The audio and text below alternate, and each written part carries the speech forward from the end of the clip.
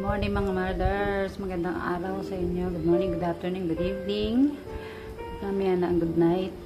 Ito, panibagong araw at meron na naman tayong panibagong dish na iluluto. May nag-request lang sa akin ito kasi birthday daw niya. So, iluluto natin to. Sobrang dali lang din iluluto.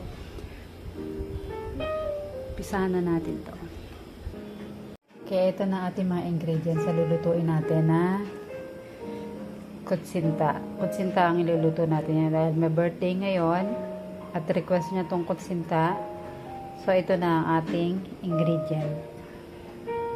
Siyempre, kailangan natin ng all-purpose flour. Ito, meron tayo ditong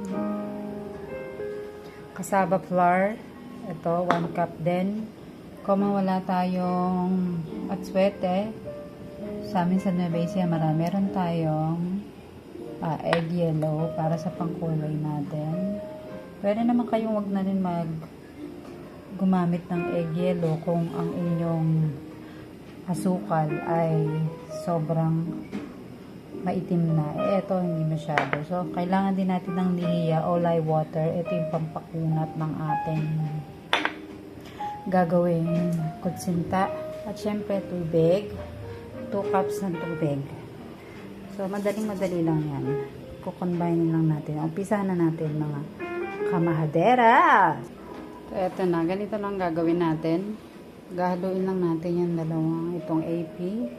Tsaka itong cassava flour. So, kailangan natin siyang salain. Salain natin para wala yung buo-buo niya. May mga buo-buo to.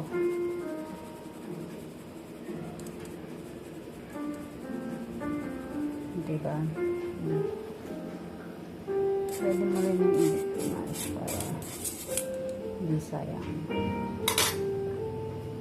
Sunod naman natin itong ating cassava flour. Pwede rin naman siguro cornstarch. Siguro cornstarch dito.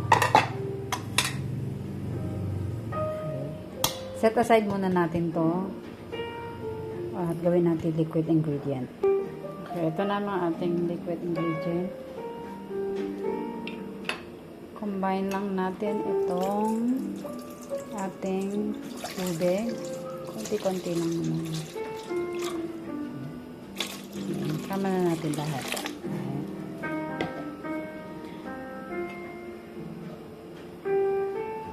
Ang ating sugar. Asukal. Nasing itim ng budhi ng kapitbahay. At ito yung ating lye water, yung magpapaligad sa ating kutsinta. Sama na rin natin yan. Hindi na ako maglalagay ng vanilla. Nagsara lang ang ating kutsinta. Kembot nyo lang na ikembot yan hanggang sa matunaw ang ating tunaw yung asukal.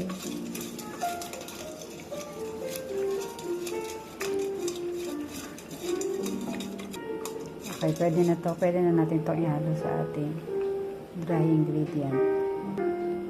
Dito sa dry ingredient natin, ayan.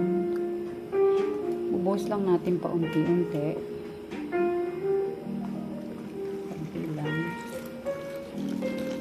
Sa mag-mix na natin.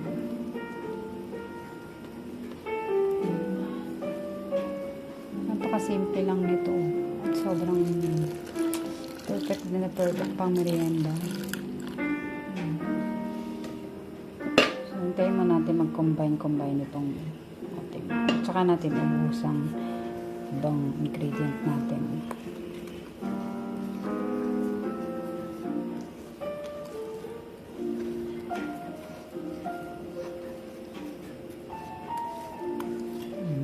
Sama na natin lahat ating dahan lang.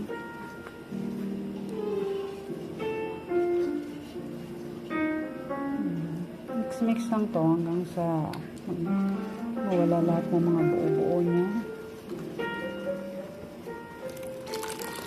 Buksan natin lahat.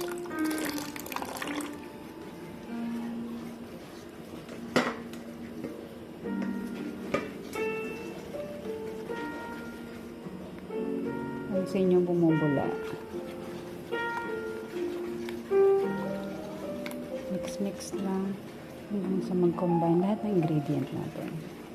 Ayan, pwede na nating combine na yun. Pwede natin ihalo ito ating food coloring o egg yellow para magkaroon na siya ng magandang kulay.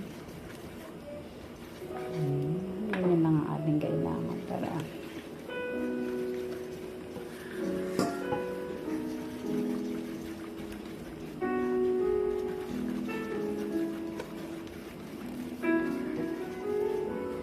pag nahalo na natin to, kailangan natin ulit itong salain. Ito, salain na natin yung mixture natin para mawala yung kanya buo-buo. Kasi may mga buo-buo yan.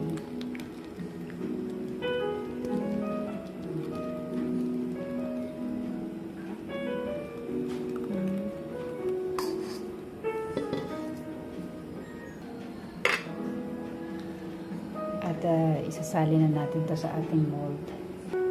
At dito na nga natin isasali na. Nagawa nating mixture. Ito, nilagyan ko lang yan ng konting butter or oil. Pwede rin naman. Isasali lang natin yan.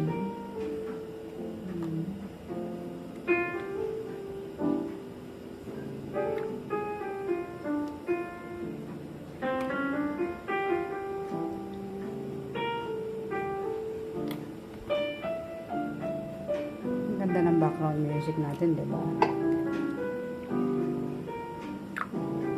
So, nagpakulo na nga pala tayo ng ating steamer.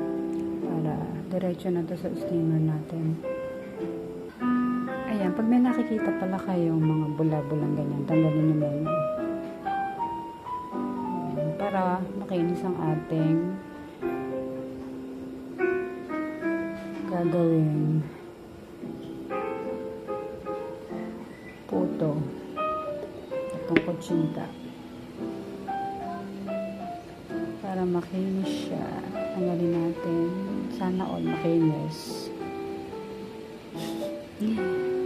Okay, ready na natin itong isama sa ating steamer. So, eto, sinalang ko na nga. Dapat malakas ang apoy nyo. First 5 minutes, kailangan malakas ang apoy niya. So, takpan na natin. Tapos, hinaan na lang natin after 5 minutes. So, 40 minutes na lang dyan. Balikan natin yung maya. After 40 minutes. After 40 minutes nga, ay titingnan na natin ang ating kutsinta. Nag-mold na siya. Okay na to. Hanguin natin at palalamigin natin. At ilalagay na natin sa ating plato. Siyempre, kakainin na natin to. So, ito na nga ang nagawa nating yun o. Ang kinis niya, diba? Sana all makinis. Ito yung nagawa nating kutsinta. Okay, malamig na siya. I-plate natin. Ito na nga ating gawang kutsinta at nausok-usok pa yan. Oh, ang bilis lang yan tanggalin, di ba? Yan. Kahit chopstick na tatanggal. Oh my God. Sarap. At ito na nga nagawa nating kutsinta. I'm so proud of myself. Kasi, alam nyo, mahadera, first time ko lang talaga itong ginawa. Aminin ko lang totoo. First time, pero kitang-kita nyo naman, ang ganda, makinis, at palagay ko sobrang kunat nito. Okay, salamat sa panonood, mahadera. Sa susunod, tabayanan nyo ulit ang aking susunod na vlog. Goodbye, babush! Mahadera kayo!